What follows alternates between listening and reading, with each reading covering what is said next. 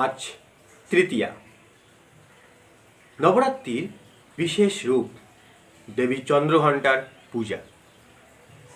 কিন্তু কি এই দেবী চন্দ্রঘণ্টা, তার স্বরূপই বা কি? আজ কথা বলবো সেই নিয়ে। ব্রহ্মচারিণী রূপে দেবী কিন্তু দেবতাদের ব্রহ্মজ্ঞান প্রদান করেছেন, অর্থাৎ উদ্ধার করার ব্যবস্থা করেছেন।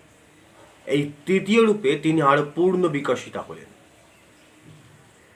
আমরা জানি যে যখন অসুরদের অত্যাচারে দেবতারা স্বর্গ থেকে বিতাড়িত হয়ে মর্তধামে চারিদিকে ঘুরে বেড়াচ্ছে এবং কি করে ভেবে পাচ্ছে না, ঠিক সেই সময় তারা গেল ভগবান বিষ্ণুর কাছে সমাধানের আশায়।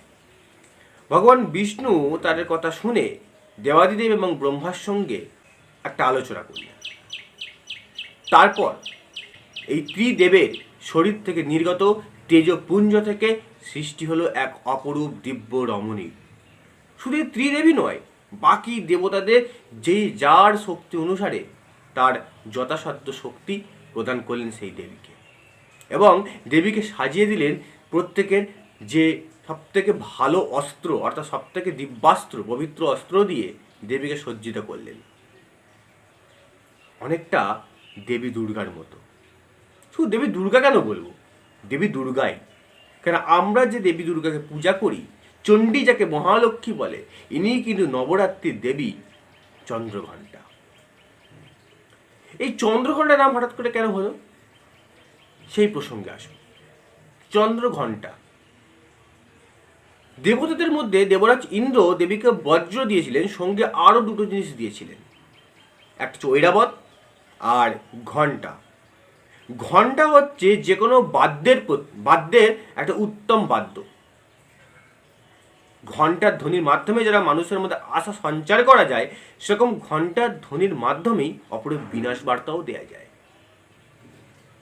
মহিষাসুর সহ অন্যান্য অসুরদের বিনাশের জন্য দেবী এই ঘণ্টা বাজিয়ে এবং দেবকুলকে আশ্বস্ত করেন এবং শেষ অবধি দুষ্ট মহিষাসুরকে বধও করেন।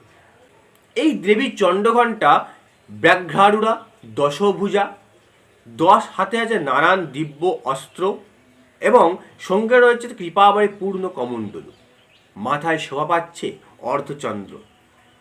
দেবীপক্ষে এই শুক্লা তৃতীয়াতে বিঘ্ন নাশিনী দেবী চন্দ্রঘণ্টা ভক্তের পুষ্পাঞ্জলি গ্রহণ করেন এবং ঘণ্টার ধ্বনির মাধ্যমে অসুরদের বিনাশ করে যোগীদের শান্তি প্রদান করেন। আজ এই দিন সেই পুণ্যতিথি, সেই পুণ্য দিন, যার মাধ্যমে দেবী অসুর ধর্মাদের বিনাশ করে দেব সত্তাদেরকে আবার স্থাপিত করলেন। আমাদের মনের সমস্ত অসুররা যাতে বিনষ্ট হয়, আমাদের মনের ভেতরে যাতে দেবতার আবির্ভাব হয়, সেই প্রার্থনা জানিয়ে দেবীর আশীর্বাদ সবার মাথায় ঝরে পড়ুক। সকলেই ভালো থাকবেন। নমস্কার।